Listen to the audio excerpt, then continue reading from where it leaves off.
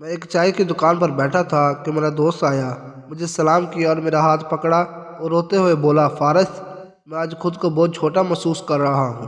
میں حیران تھا کہ ایسا کیا ہوا ہے، میں نے پوچھا، لیکن وہ مجھ سے نظریں نہ ملا پایا اور پھر زور زور سے رونے لگا۔ سب لوگ اس کی طرف دیکھنے لگے۔ میں نے اس کو چپ کروایا کہ سب دیکھ رہے ہیں۔ پھر وہ روتے ہوئے بولا، فارس، بہنیں ایسی کیوں ہوتی ہیں؟ میں نے پوچھا، کیوں، کیا ہوا ہے؟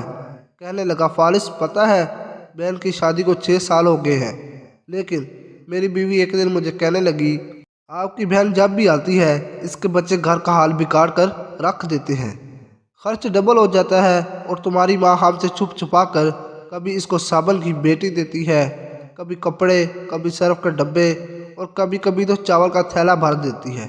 اپنی ماں کو بولو یہ ہمارا گھر ہے، کوئی خیرات سینٹر نہیں۔ فارس، مجھے بہت غصہ آیا۔ میں مشکل سے خرچ پورا کر رہا ہوں اور ماں سب کچھ بہن کو دے دیتی ہے۔ بہن ایک دن گھر آئی ہوئی تھی، اس کے بیٹے نے ٹی وی کا ریموٹ توڑ دیا۔ میں ماں سے غصے میں کہہ رہا تھا، ماں، بہن کو بولو یہاں عید پر آیا کرے بس، اور یہ جو آپ صابن چاول کا تھیلا بھر کر دیتی ہے نا، اس کو بند کرو۔ ماں چپ رہی، لیکن بہن نے ساری باتیں سن لی تھی۔ میری بہن کچھ نہ بولی۔ 4 بج رہے تھے، اپنے بچوں کو تیار کیا اور کہنے لگی، بھائی مجھے بس اسٹاپ تک چھوڑ آؤ۔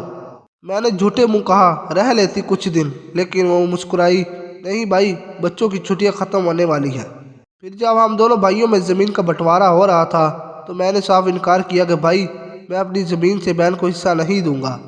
بہن سامنے بیٹھی تھی، وہ خاموش تھی، کچھ نہ بولی۔ ماں نے کہا، بیٹی کا بھی حق بنتا ہے، لیکن میں نے گالی دے کر کہا، کچھ بھی ہو جائے میں بہن کو حصہ نہیں دوں گا۔ میری بیوی بھی بہن کو برا بھلا کہنے لگی۔ وہ بیچاری خاموش تھی اور اس نے حصہ نہیں لیا اور چلی گئی۔ لیکن اب فارس، کورونا کے دن تھے، کام کاج تھے نہیں، میرے بڑے بیٹے کو ٹی بی ہو گئی تھی، میرے پاس اس کا علاج کروانے کے پیسے بھی نہیں تھے۔ میں بہت پریشان تھا، میں نے قرض بھی لے لیا تھا، کمرے میں اکیلا بیٹھا تھا، شاید رو رہا تھا حالات پہ کہ اتنے میں بہن گھر آ گئی۔ میں غصے سے بولا، اب یہ آ گئی ہے منحوس۔ بیوی میرے پاس آئی اور بولی، کوئی ضرورت نہیں گوشے یا بریانی پکانے کی۔ اس کے بعد پھر 1 گھنٹے بعد بہن میرے پاس آئی اور بولی، بھائی پریشان ہو؟ میں مسکرایا، نہیں تو بہن۔ بہن نے میرے سر پر ہاتھ پھیرا اور کہا، میں بڑی بہن ہوں تمہاری، تم میری گود میں کھیلتے رہے ہو، اب دیکھو مجھ سے بھی بڑے لگتے ہو۔ پھر میرے قریب آئی اور اپنے پرس سے سونے کے کنگن نکال کر میرے ہاتھ میں رکھے اور آہستہ سے بولی، پاگل، تم کیوں پریشان ہوتے ہو؟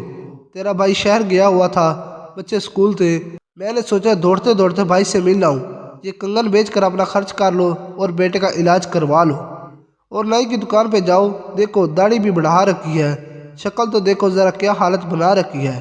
میں خاموش تھا، بہن کی طرف دیکھے جا رہا تھا۔ وہ آہستہ سے بولی، کسی کو نہ بتانا کنگن کے بارے میں، تم کو میری قسم ہے، اور پھر میرے ماتھے پہ بوسہ کیا اور 1000 روپے مجھے دے دیے، جو 150 کے نوٹ تھے، شاید اس کی جمع پونجی تھی۔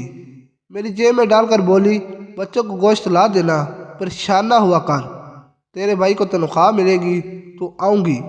پھر اپنا ہاتھ میرے سر پر رکھا اور کہا، دیکھو کیسے بال سفید کیے ہوئے ہیں، اب بازار جاؤ اور داڑھی کو ٹھیک کراؤ، اور جلدی سے جانے لگی۔ اس کے پیروں کی طرف میں نے دیکھا تو ٹوٹی ہوئی جوتی پہنی تھی، پرانا سا دوپٹہ اوڑھا ہوا تھا، جب بھی آتی تھی وہی دوپٹہ اوڑھ کر آتی۔ فارس، بہن کی اس محبت میں مر گیا تھا۔ ہم بھائی کتنے مطلب پرست ہوتے ہیں، بہنوں کو پل بھر میں بیگانہ کر دیتے ہیں، اور بہنیں بھائیوں کو ذرا سا دکھ برداشت نہیں کر سکتی۔ وہ ہاتھ میں کنگن پکڑے زور زور سے رو رہا تھا، اس کے ساتھ میری آنکھوں میں بھی نمی آ گئی۔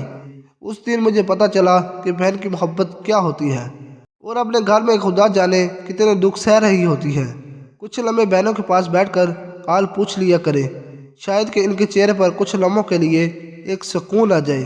بس اللہ سے یہ دعا ہے کہ سب کی بہنوں کی جولی خوشیوں سے بری رہے، آمین۔ امید ہے آپ کو ویڈیو اچھی لگی ہوگی۔ اگر ویڈیو اچھی لگی ہے تو میری ویڈیو کو لائک اور چینل کو سبسکرائب ضرور کیجیے گا۔ اللہ حافظ۔